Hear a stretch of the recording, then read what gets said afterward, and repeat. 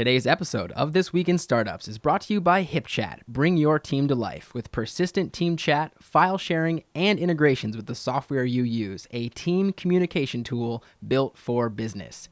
HipChat is free forever, and HipChat Plus, including video and screen sharing, is free for 6 months for the first 1,000 listeners at hipchat.com/twist. And by Citrix GoToMeeting. Meeting is believing. Visit gotomeeting.com and use the promo code TWIST. Hey everybody, a real treat for you today on This Week in Startups is our Incubator Edition. Yes, there are 7 companies going through a 12-week incubator with me and a lot of my friends like Sam Shank from Hotel Tonight. He's going to explain to everybody how to take an app and make it really simple, really elegant, and capture people's imagination. He is a fantastic entrepreneur, one of the most successful of the mobile era, and he speaks exclusively in detail about how to make a world-class app in 2015 to my incubator class. Stick with us, you're going to learn so much. That's what it's all about, man. They said, money is the root of all evil. What? Funny how it feeds my people. We ain't gonna live like equals until we get the money, spend the money, and defeat you. Yeah, money is the root of all evil. What? Funny how it feeds my people. Yeah, we ain't gonna live like equals until we get the money, spend the money, and defeat you.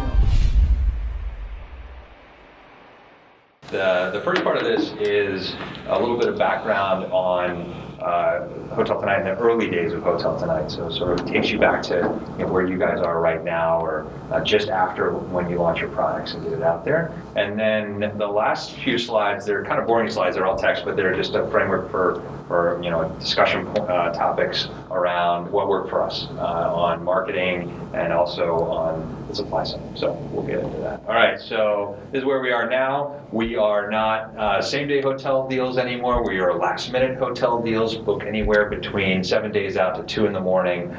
Guaranteed low prices at great hotels. They're a top-rated hotel booking app. 11 million downloads. 15,000 top hotels.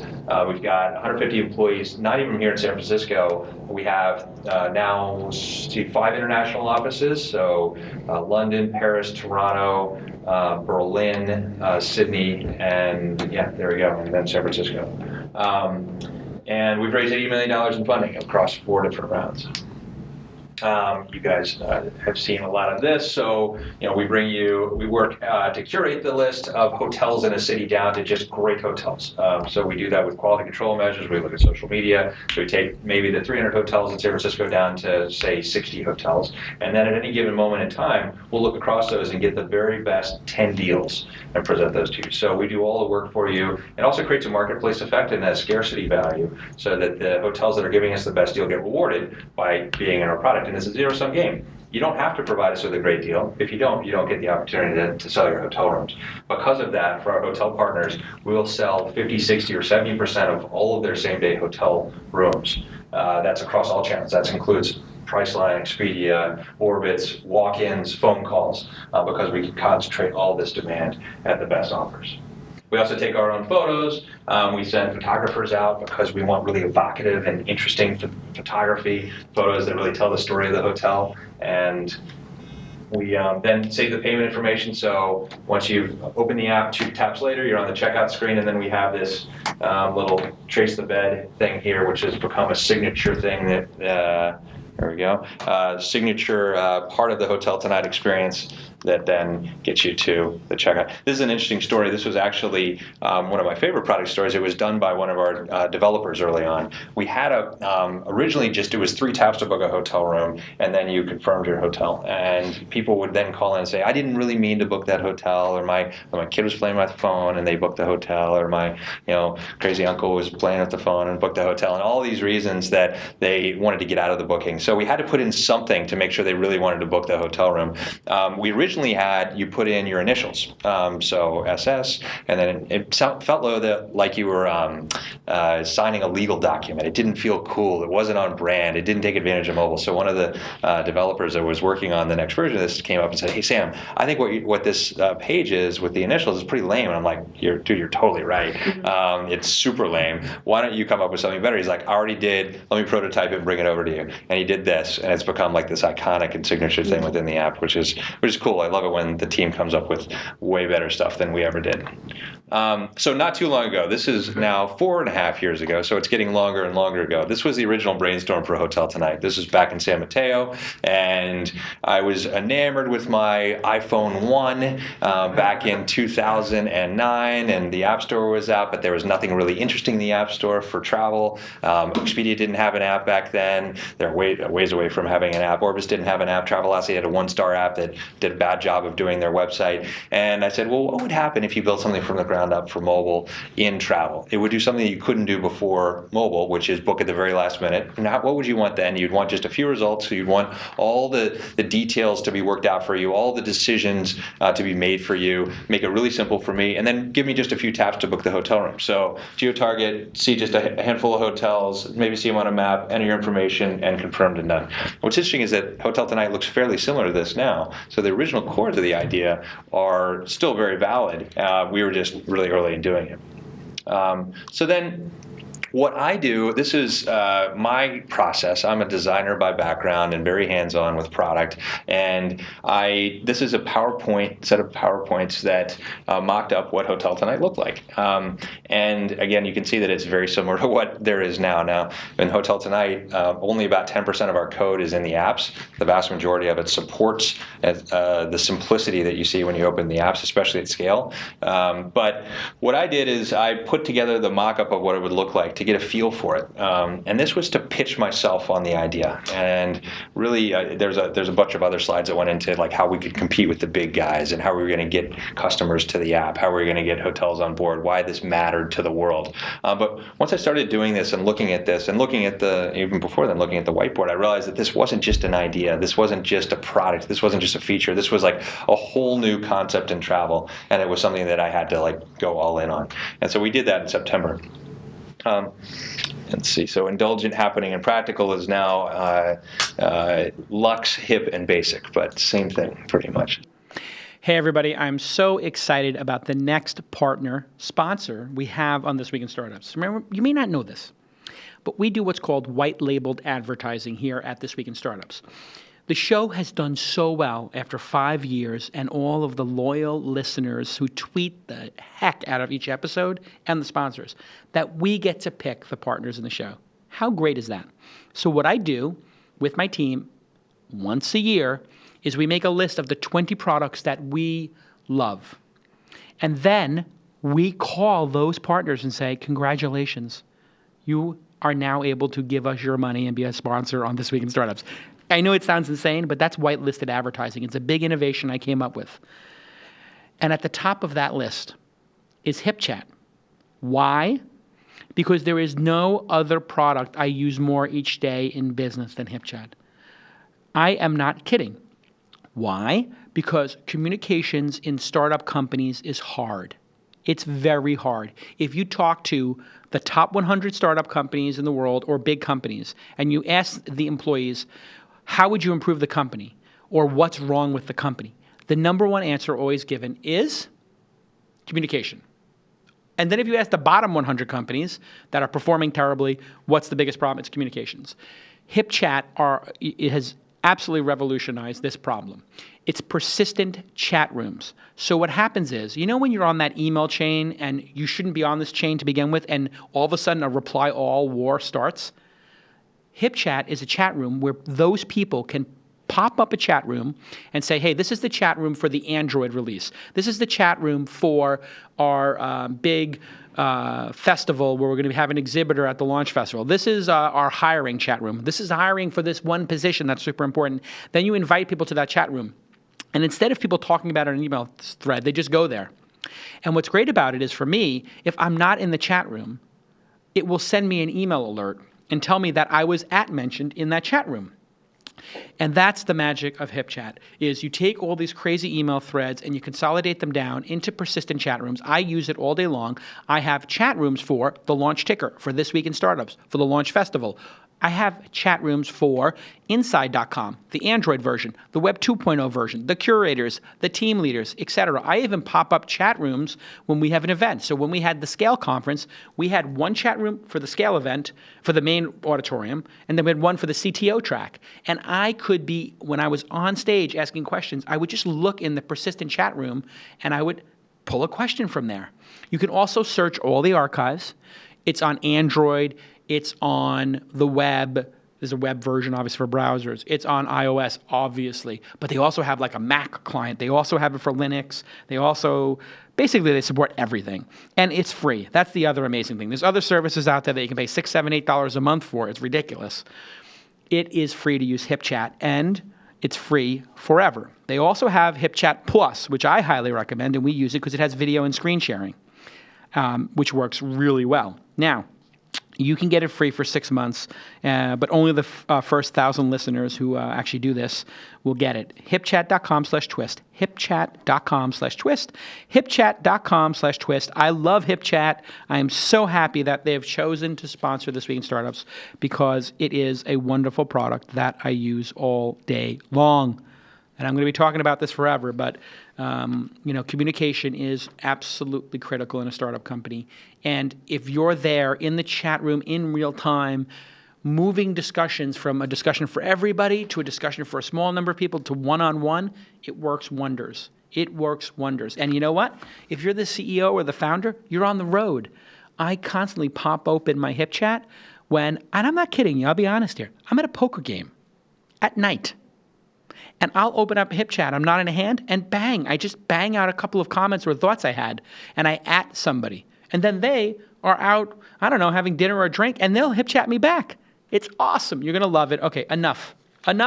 I could talk about HipChat all day. Let's get back to this amazing program. So one of the things that we did early on was set up our launch goals for the pilot. So we got a green light from the board of the second company that I started called Dealbase. Dealbase had gotten to be profitable, and I was looking for the next big thing at Dealbase, which was then Hotel Tonight. But it was a very big departure from Dealbase. And the board said, all right, you have $250,000. Let's set some goals and see if you can hit them in a very short period of time.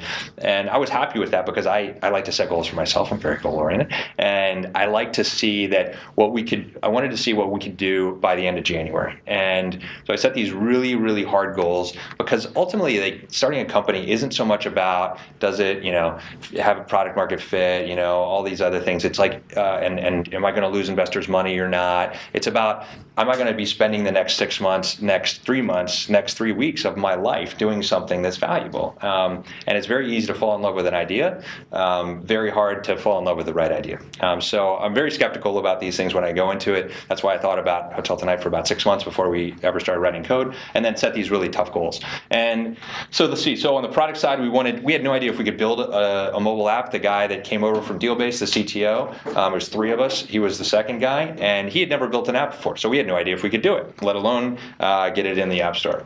On supply, we had the third guy, Jared Simon. He signed up all the hotels, but we had no idea if hotels would ever listen to us. He did that in Orbitz, but we're an unknown company asking for something that no one else in the world had asked for. On the demand side, we wanted to get great reviews in the App Store, was one of the measures, and really solid PR. We had an aspirational goal of getting a call from Steve saying, thank you for finally putting something in the App Store that we're proud about. And then on the metric side, we had specific goals that we'll go into. All right, so this is the Hotel Tonight office. It's above Moon's Family Pub. I asked one day, we were actually using their Wi-Fi network at Moon's Family Pub because we were too cheap to pay for our own. And then I went down one day and I go down there and get him to restart the box. And I'm like, why is it the family pub? Is it Ben in the family? He's like, no, we're great for families. And this is the biggest dive bar in San Mateo, and you should never ever take your family in there. So, but you can see here. But anyway, they were having, we were proving approved and live December 18th. This was back before there was a hold for release in the App Store. So when you went live, you went live. And so we were all waiting around all the time, just waiting to see if we were live. And then the minute we went live, then we had to figure out which hotels we could put in to the app. And so we had to call a bunch of hotels, and it was a pretty big evening for us. But they had karaoke night, and the minute we went, or the second we went live, down below, Might As Well Jump came on, Jump from Van Halen. And so it was this like quintessential startup moment where everybody's like high-fiving and Jump's playing really bad karaoke downstairs. Anyway, so we had a great product, and we maintained a great product. But at that time, this is how it looked. 4 taps, 8 seconds to book a hotel room, the fastest hotel booking in the world. This compared to, it's not showing up here, Priceline at 52 taps in almost 2 minutes. And then I think that is Travelocity at 40 taps, 109 seconds. We were just an order of magnitude better on the product side. On the results and the supply, we were able to sign up the most iconic hotels in our city, the target cities. It was 3 cities, New York, San Francisco, and LA. And we wanted to do sort of like what OpenTable did, but with the iconic and influencer type hotels that we wanted. So we wanted the Ace in New York, the Vitale in San Francisco, and the Roosevelt in LA. And we were able to get them all signed up. We'll talk about sort of how we did that, but they were able then to give us, and they were willing to give us, the lowest prices for their hotels anywhere on the planet, which was a pretty amazing and significant feat. And that gave us a lot of confidence that we had something unique. On the demand side, we got really solid reviews by the press. This is, I can tell you guys a little bit more about sort of press hacking, but this was when Sarah Lacey and Paul Carr were working at TechCrunch, and I pitched them on a story of let's go around and book a bunch of hotels. I'd seen them on a podcast a couple months earlier where they had said that they love to travel, but there's nothing new in travel that's interesting for them. And so I talked to them. I said, hey, I've got a story for you. Why don't you can do this exclusively? Let's go around and book a bunch of hotels. We'll go in the hotels. You can talk about if you like the hotel room or not, because they're hotel nerds. And so that one worked out really well. Definitely put us on the map with the community that still uses us and knows about us the best. We did not get a call from Steve, unfortunately, but we did get a lot of really great acknowledgement and support by Apple. They've been just an amazing partner. They included us in a press release today about the number of jobs that have been created by the App Store, and we wouldn't be here without them as a company. Our business couldn't have existed before the app economy. But you can see here where the number one app in free travel app in the App Store, above Google, above OpenTable, above Yelp and Kayak. Which was significant for us. So on the results side, by January 2010, what we wanted to have was 5,000. That was the goal, was 5,000 installs. We ended up doing 33,000, so we did pretty well. And we are now at 11 million plus. On the visit side, we wanted all those people to come back twice, and they came back almost twice, but way more than our 10,000 number, so we were feeling good about that. And then on the booking side, we set a bar of 100 bookings, and we ended up doing 55, and about half of those, maybe more like 75%, were ourselves.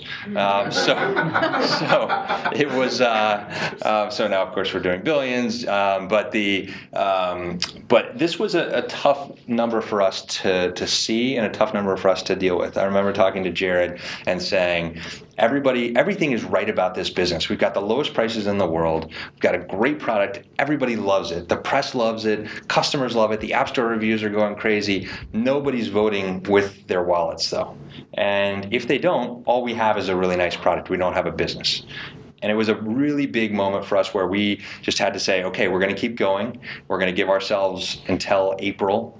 And we're going to throw everything at this to get them to book, because once we think that once they book, they're going to see the value of this. They're going to tell their friends. So we just doubled down on promotion. But this was a tough one for us, and I remember saying, if this doesn't turn around, we're going to have to look for a different outcome for this business versus raising money. Because I don't care if people are willing to give us money. I don't think we deserve to get money unless we actually start showing that this is a business. But I think like the next day, of course, things popped for the first time over the weekend. So that was We had our first weekend, it was like 25 bookings on a Saturday. And you can see like what that would mean for a company that did, 55 bookings in an entire month and 25 real bookings from real people on a weekend. And Jared texted me, he said, there's a new OTA, a new online travel agency in town, which was a big moment for us. All right. So these are the boring but informative slides. So on the demand side, so I always think it's important to work backwards from the distribution channels. And any business consumer startup, you are going to be fighting tooth and nail for every customer. It is just really, really hard. So start with the end in mind. How are you going to get the word out to your customers? And then what's the pitch and that value proposition? So with us, we knew that the App Store was gold, right? When, as entrepreneurs, you wait around for these new platforms to come out, and then you want to get there early. TripAdvisor did it with SEO. Booking.com did it with SEM in our business. And Expedia did it just with online in general. That's why they're around. Travelocity did it with just being on the internet. It's not a great service anymore. They've actually had to sell their service to Expedia, but they had a good 15-year run just because they were early. So we saw that distribution channel. So what's your distribution channel? What's your unique way of getting in front of customers? It could be Facebook, or maybe it used to be, maybe it's Snapchat now. But what is it, and how can you uniquely take advantage of it? And maybe it's one big strategy, but for us it was App Store plus all the other things that went into getting people to pay attention to us in the App Store. And so not just one strategy, but 10 strategies. And I think you've got to try a bunch of things, and we'll talk about which ones we tried and which ones worked and which ones, many of them didn't. So we did social channels. I don't know how valuable these are right now. I think that having, especially Twitter, so Facebook fans I don't think are valuable anymore, but Twitter followers are somewhat of a mark of credibility of a business. One of the things I do is if a company is looking to raise money, then I'll go and see their Twitter account. If they have like 2 followers, right, that just doesn't bode well for me, right? Anybody out there can go get a couple hundred followers, and also like if you're gonna like be on Twitter, be active in Twitter, right? So otherwise, just don't have it at all. So what we did is we actually paid money for Facebook fans, and we launched with like 29,000 Facebook fans, which was more than Expedia had at that time. So immediately we looked like this big, huge company that like blew people away. I think that we had the number one most visited town to our Facebook page was Bellevue, Washington, where Expedia was based.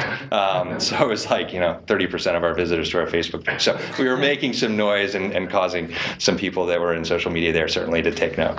And then right now it's definitely much more CRM and PR than it is customer acquisition. I don't think it ever necessarily was that, but I think it's important. Like, how do you develop this mystique that you're a much bigger company than you are? We were 3 people sitting around an office, above a bar that was above a boxing ring in San Mateo, but we look bigger than Expedia. How can you do that? App stores. So app stores are a great marketing channel. It's really hard to get ranking within them, but the way to do that is to build a product that people love. There's a self-reinforcing loop. If you get good reviews, then people will find you more. You'll improve in the rankings within the app stores. Apple will, wants to promote really good apps.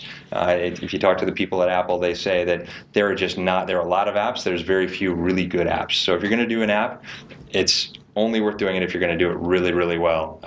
No bugs at all. A lot of polish and some unique things, especially that take advantage of the unique things that Apple has. Likewise on Google.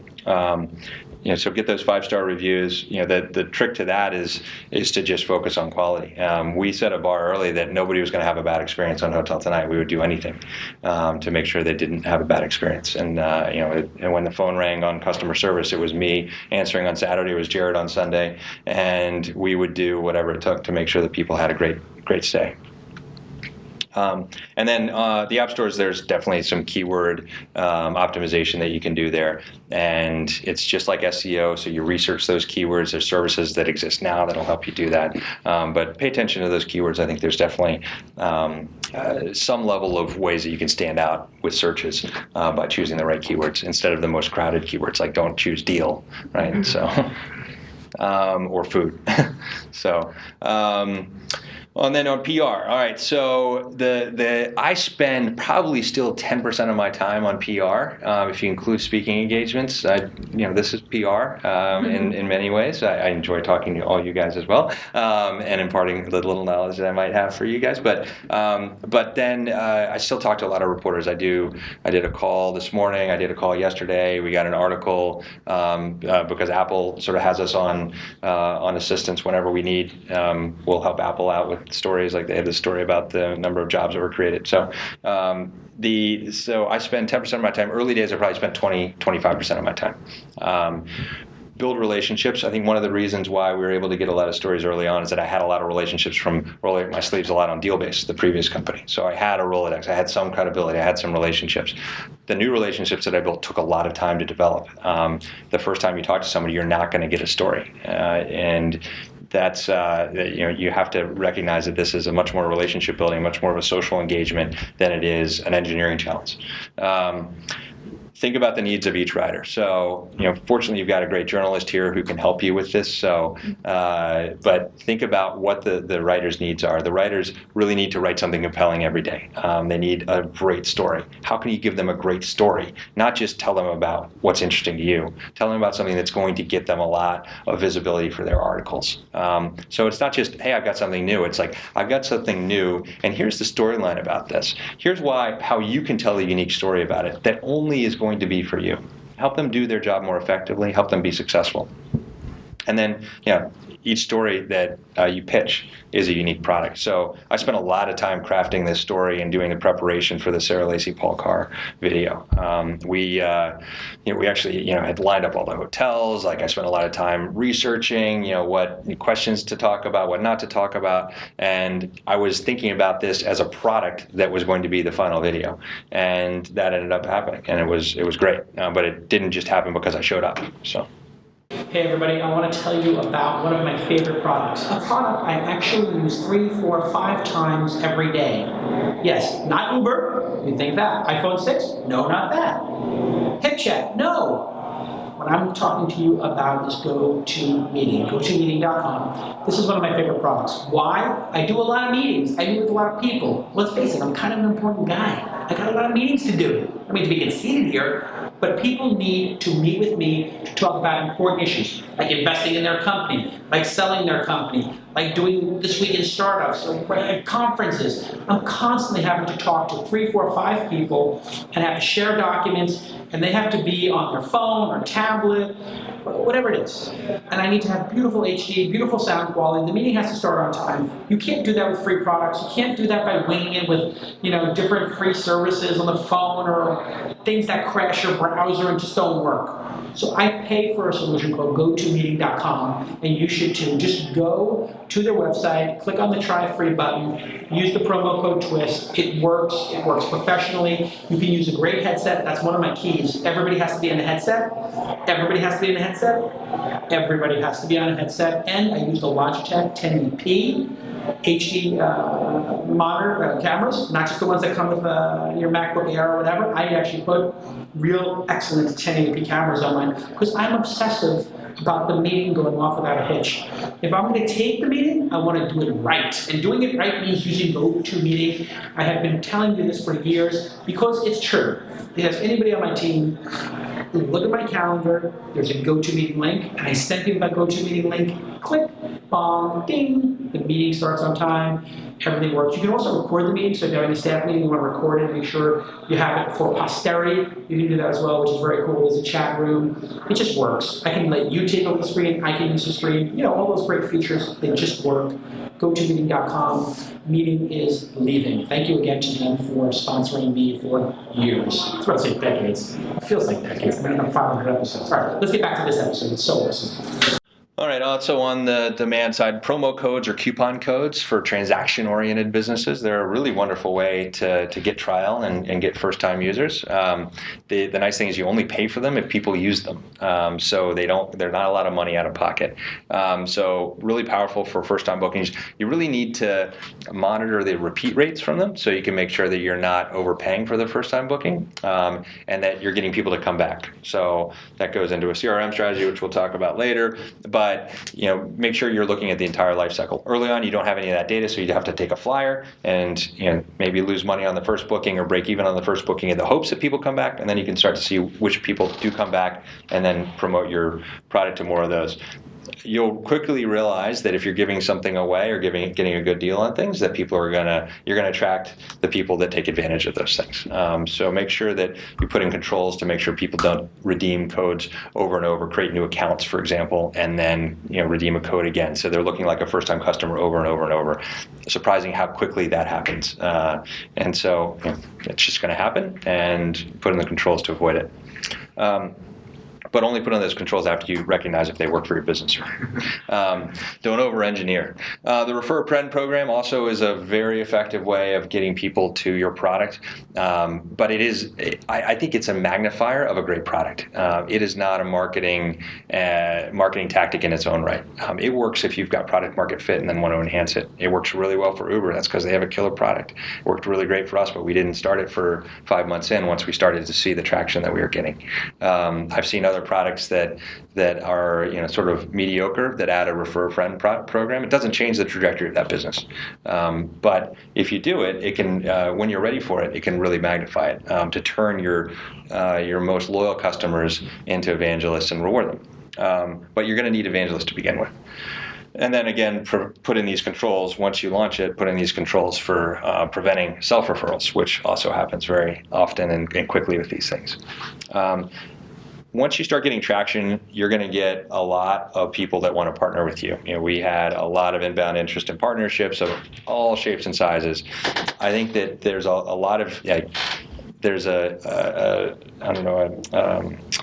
you might just be tempted to say yes to all of them because it's really interesting when somebody outside your company shows interest in your company.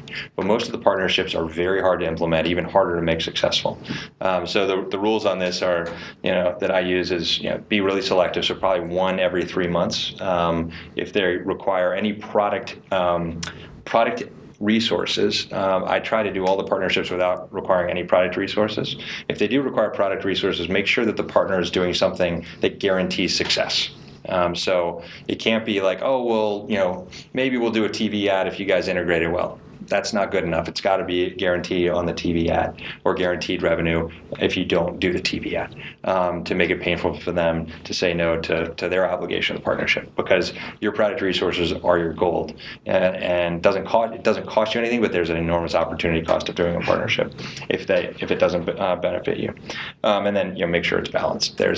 I think the Uber guys are amazing at partnerships. The partnership they did with United to put Uber into the United app is brilliant for Uber. I don't know what United gets out of that. Maybe they get a little association with a really great company, and that benefits United. But what this does is it builds a network effect for Uber, and it's a wonderful partnership for them.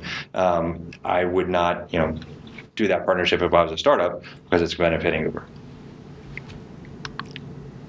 On the demand side, let's see. So paid channels, these can be very effective, but they shouldn't really be your only strategy. I think what's great about them is that you can turn them on and off. You can test to certain parts of your product or test certain audiences in a very, very efficient way. But for most people, they're not going to be your sole way of getting people to your product. It's going to be it's a portfolio strategy. It's one of many ways. We're about 15% paid right now on Hotel Tonight, the vast majority being viral, PR, word of mouth, promo. And then you've got to make sure that you've got people coming back after you get them there the first time with paid, unless you're really, really good at tracking your ROI on each transaction. On the CRM side, something that we do is we reach out to our best customers on a regular basis, and that's we meaning me and Jared. We call our best customers and just talk about what they like and what they don't like, and how could we do a better job. Or if we see a great customer suddenly go dark, we call them and ask what happened and how can we get your business back. And we also, have this regular process of reaching out to our best customers and offering them incentives, thanking them, this surprise and delight, these magical experiences along the way to make sure that they stay loyal. So we don't have to do those phone calls. And then let's see on the product it's really, goes without saying, and all you guys are really focused on it, which is great. But the best way to grow demand is to keep improving your product and delivering these amazing experiences. Add these hooks to bring people back. Make your product help people save time, help people save money, and entertain people. If you can hit those three things, people will come back over and over, and they're going to tell their friends. All right, on the supply side, like I mentioned, we went after these influencer hotels first. That worked really well in our market. Every market's different, so I'll just tell you about the hotel market and our sort of stories around this. But we went after the influencer hotels first. They started then telling the other guys in their little world about revenue managers about how Hotel Tonight worked and that it was interesting and that you should take a look. And then that let us say the next hotel, oh, the Ace is involved. Well, we're going to go after them. And we should be part of this because the Ace is part of it, I guess. Really have this strong, unique value proposition. This goes for on the demand side, but also on the supply side. So, we were in the world of everybody was asking, like, aren't you Groupon? So this was 4 years ago, and this was when they were like, this is before Groupon filed their S1. Everybody thought that they were going to reinvent how we spent money and reinvent money, and so so there were like 50,000 Groupon clones or something like that at one point, and we would go into a hotel and they would have just hung up the phone with one more Groupon clone, and they said, we don't want to talk to you because you're just another Groupon clone. We said, no, wait, and we had that window of opening to that small moment of time to tell them why we weren't Groupon, and it was like, we're mobile only, we're only going to ask for a discount on rooms that you're not going to sell because we're only today, and they're like, oh, that's interesting. It was different. It was very focused, and it was very aligned with their needs as a business. And it was refreshing for them to hear something new that wasn't, we're just like Groupon, only cheaper. They didn't want to hear that, right? So that worked really well. This message still really works very well, that we're mobile only, we're app only, we're curated, so we're only going to work with great hotels, and that we're only going to fill rooms that you're otherwise not going to fill yourself. Warm intros, ask everyone for leads at these targets. We ended up getting an intro to the revenue manager of the Ace Hotel through an investor who will remain nameless that we didn't end up taking money from, and his girlfriend knew the food and beverage manager at the Ace, and so it was like this thing where I'd ask everybody I met, do you know anybody at the Ace? Do you know anybody at the Ace? This guy did, and that led to us launching with them as our first hotel. We signed up. We had our launch party there. Our office now looks like the Ace Hotel, so it was worthwhile. Understand the motives of the individual you're selling to. So for us, the great thing about hotel that's harder if you're doing restaurant marketplaces or other marketplaces is that hotels have a revenue manager. It's a full-time person that went to school to learn how to sell hotel rooms. So we knew exactly who we needed to talk to. They managed third-party relationships. We could pinpoint that person, and then we knew exactly what their motives were. They were on the hook to sell as many rooms as possible. Oftentimes they're on a personal commission, and we could go in and say, hey, how many rooms do you have left at the end of the night? Would you like to sell those? Yes. Well, of course I would. And we could go in and tell them how we could help them do that. So we were aligned not only with the interests of the hotel and in the interests of the business, but also with the individual who was making the decision. And then we had a lot of sizzle. We had a mobile app before a lot of people had mobile apps. Everybody knew in hotel, even when we started, it was like 0.1% of all hotel transactions were on mobile. And now it's like 25%. But even back then, people knew that it was the future. They just didn't know what it was going to look like. And we showed them the future. We went in and said, this is it. Do you want to be part of it? Or do you want to be left on the curb? And they loved it. And we also made their hotels look really great. They loved that we took our own photography. They loved that we had great design sensibility. They loved that we cared about their hotel. That really helped out. So have that sizzle. All right, you guys, go out and take over the world. A little Q&A. That was awesome, by the way. Even for me, and I know the story, it's got me thinking about a lot of things. One thing that I would like you to unpack a little bit is how much of the success came from reducing the mandate, which is to say mobile only 3 or 4 hotels per city. You kept sort of narrowing it, and what I always hear is build a platform, build it big, have it everywhere. For some reason, when you came to us and said it's only for tonight, it's only on mobile, and there's only going to be 5 of them. it seems to have created the magic, no? And did people try to stop you from doing that and say, well, it should be all hotels and it should be a marketplace, and why wouldn't you do the web as well? Mm-hmm. Yeah. So this gets into like one of my big things for any startup is that you got to be better, but you also got to be different, and the differences are often constraints. So better was, the order of magnitude less taps to book the hotel room. The better was the best prices on the planet, 30% lower than walking into the hotel, 20% lower than any OTA, even to this day.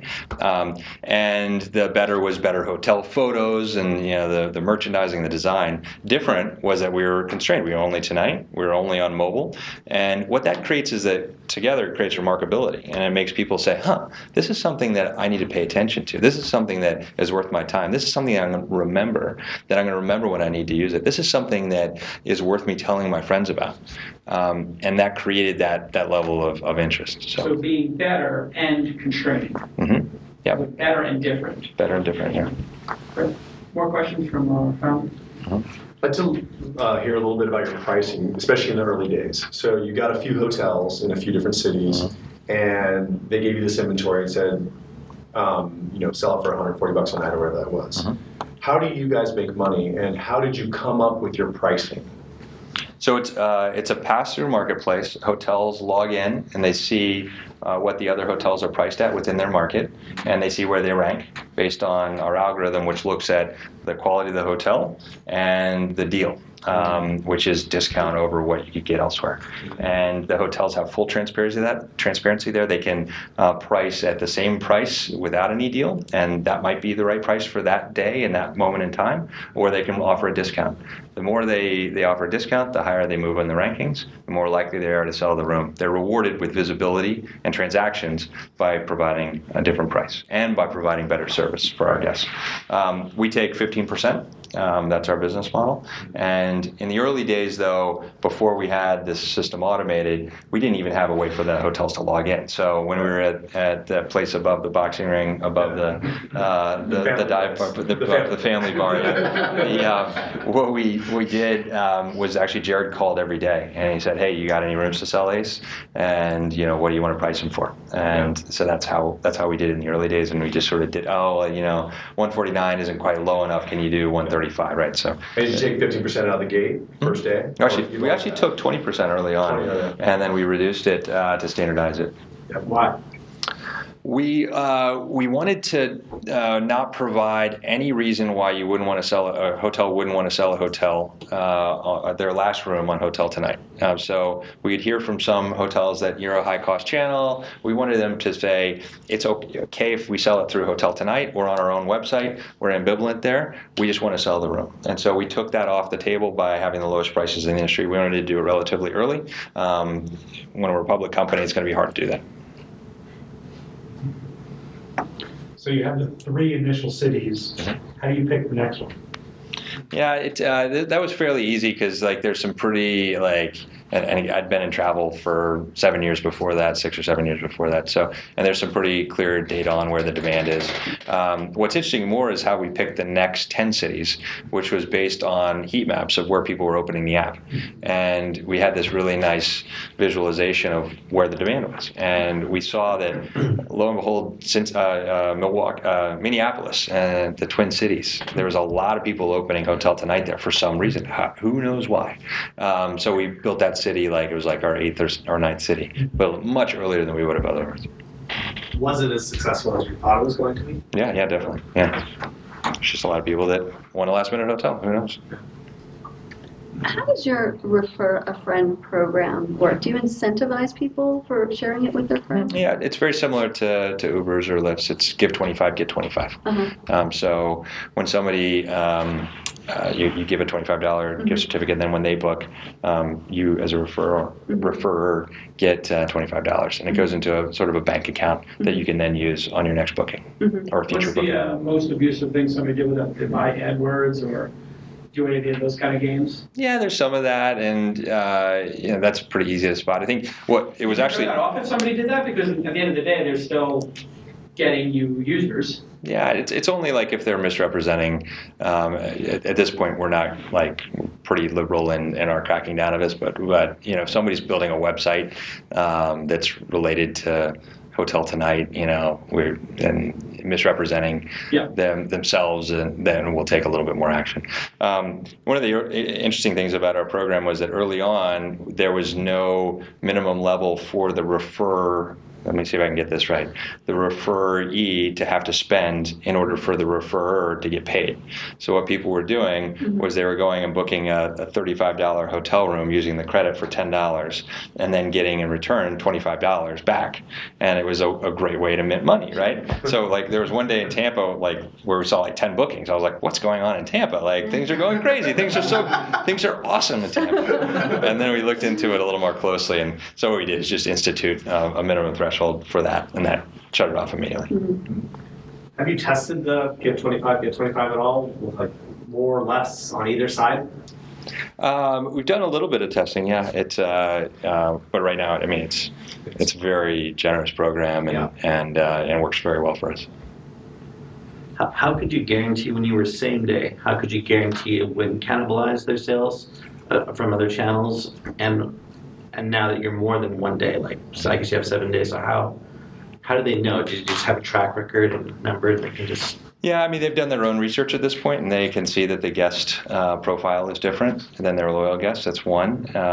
The other is that what we do on that list of 10 hotels, like you can't search for a specific hotel. You can't say, I want to see the Ace. You'll always see something great in Manhattan, always something hip, something iconic, but you're not always going to see the hotel that you want. So if you really want to stay at the Ace, you can't just wait until the last minute and get it for a discount. If you could do that, we'd have a great month. We wouldn't have a very good business. So that variability, that uncertainty, the unpredictability, the rotation of the supply has been key for our partner relations. How did you protect programs full self-referencing themselves with coupons or discounts? A number of sneaky ways. So, but yeah, you can. It's actually fairly easy. We have a whole team that does fraud and safety at this point, which is, not my favorite use of funds, though they're an incredible team that does great work, and it's just a cost of doing business. But it's pretty easy to detect the patterns on that. How do you organize your customer service? Yeah, it's about 35 people, and they're all distributed, and they all work from home. Some of them are in San Francisco, but the vast majority are spread around the U.S. And they it's all cloud-based infrastructure for routing the calls, and it's led by a guy who also works remotely. He was actually the front desk agent at the Ace when we started working with the Ace, so it all comes around. He spoke at. Yep, he spoke at Patrick Cheeseman, the big cheese. Patrick Cheeseman, Perfect Scale Conference, one of the best customer support reps customer support managers I've ever seen. And we have that video, correct? Yep. Can we send that video confidentially to our team here for the incubator? Yeah, he's incredible. And the reason why we're doing it ourselves is because two things. One is that we wanted the support to have a more human element to it and have our own personality and voice of Hotel Tonight. And the other is that when something goes wrong at the last minute, it's really, really important that we fix it. And we wanted to prevent those negative customer experiences. And so we carry through sort of that initial goal that we had that every customer is going to have a good experience. We carry it through as much as we can now. At what point did you put together your fraud and safety team, during your growth? Was that early on? It's probably about a year and a half ago. But as a dedicated team, yeah. Right. So was there an impetus for it? What was the kind of the first fraud event that was it in the first couple of weeks? Was it months? I don't know when we started detecting. It was probably within a year. Yeah. What was the team size? How big did you get? 100 people before you had 3 people for fraud, or 300 people? What was it? We were probably at 80 people when we added someone. You'd have to be concerned about fraud. Mm-hmm. Well, they pay for themselves. So. Right. What's interesting is the fraud rate on Apple Pay is astronomically low. It's almost not even trackable. Apple Pay works really, really well from that perspective, which is great to see. Good leading indicator, yeah. Great. Well, you've been obviously super successful. How often have you been suited for acquisition? Have people tried to acquire you? Why haven't you sold out yet? Well, I'm having a great time, and the team's great, and we've got a really big mission and a huge market to go after, and have a lot of people that really like what we're doing. So, one of the ways I think about that is if it all ended right now, even if it was a successful outcome, all I'd want to do is get back to exactly where I am right now.